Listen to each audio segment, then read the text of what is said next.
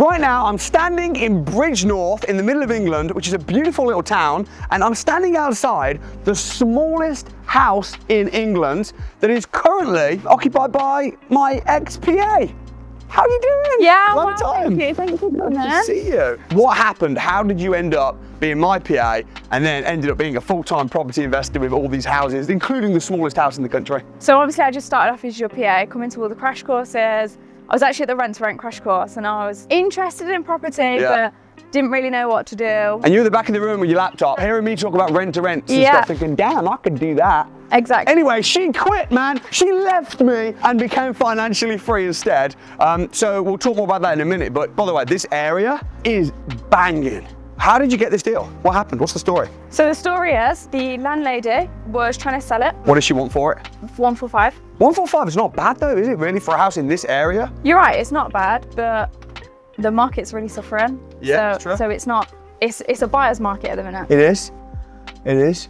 And this is tiny. Oh, I feel like a giant. So is it actually the smallest house in England? I believe so, yeah. Really? So they changed the rules, didn't they? So. Oh, about building houses? Yeah. They did? And this falls under that. I think the smallest you can build a house is 37 square meters. And this is what? This is 36. Damn. But this is like 200 years old. It is, so obviously it's okay. So they were trying to sell it for 145, couldn't sell it. And then what happened? When they realized they couldn't sell it, they tried to rent it. And you know what's really interesting? This is a crazy story because you were my PA, you've got this house, it's the smallest house in the country. You remember my dad tried to rent this? Yeah. So my dad tried to rent this house, wanted to rent it, I found it for him. And then he was like, nah man, too small. He said he couldn't fit a washing machine in the kitchen. I need to duck. And you can't. Where do you put your washing machine? There is no washing machine. They're staying nightly, they can wash their clothes when they get home. What about a dishwasher or? There's a sink.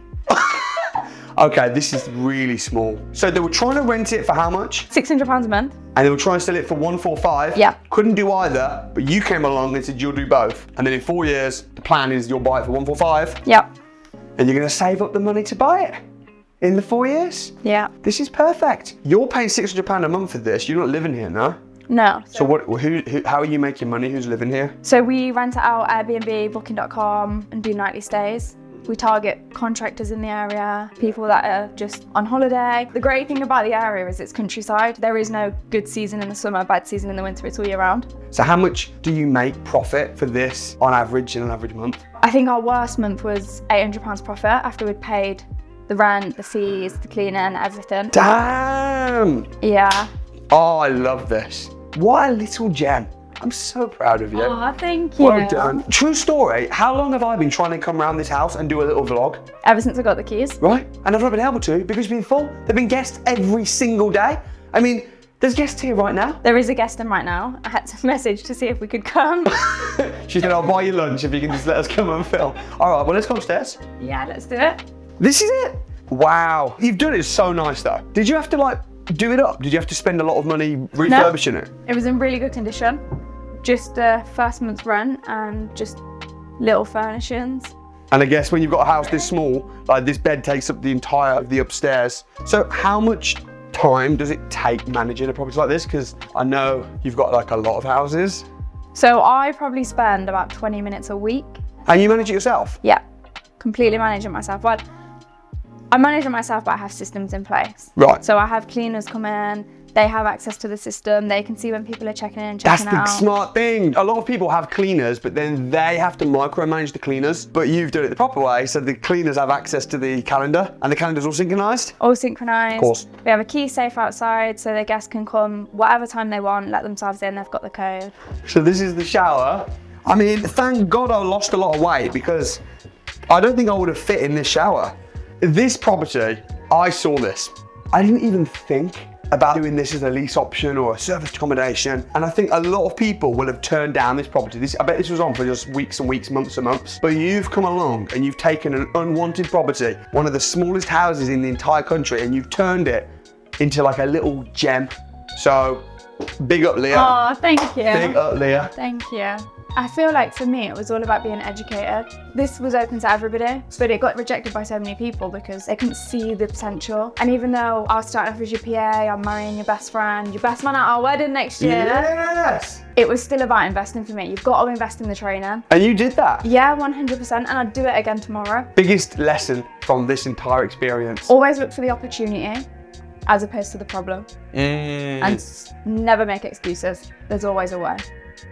So this is the landlady who owns the property. What did you think when Leah approached you and told you the vision and she'd rent it from you through a company and then rent it out on Airbnb? Like, what was your initial reaction? Well, let's give it a try, see how it goes, which we have done, and I think it's a success. In fact, I'm sure it is. And the customers are absolutely fantastic. We've had some really amazing people. How's it been working with Leah? Has she paid on time and has she been a good person to work with? She's actually brilliant because I can just ring her up when there's any issues, and she's here. She's within 5 minutes. I can just say, okay, what we're going to do now, and that's it, it's sorted. Yeah. So I have no issues whatsoever, it's brilliant. Are you surprised with how popular the house is with all these guests coming in and wanting to stay on short stay lets? I was at first, but then when I look at the wedding venues that are in Bridgnorth and around Bridgnorth, I can see the attraction for that, and people wanting to see the locality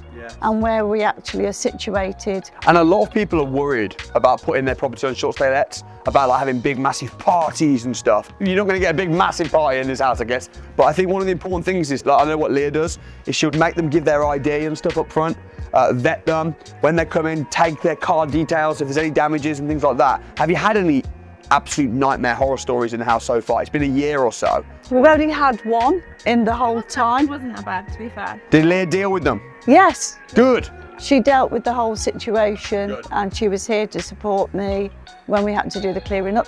So no problems whatsoever. So there we have it. Such a tiny house, but this one property is basically paying half of the average salary. Same profit, yeah. Boom shaka. Another thing I want to just add for that is, in the beginning I didn't believe in myself, I had no confidence. Once you see, you teach it, and then once you start to do it, this isn't just my only property. Yeah. This is just one off. Right. Now I've got a 6-figure business.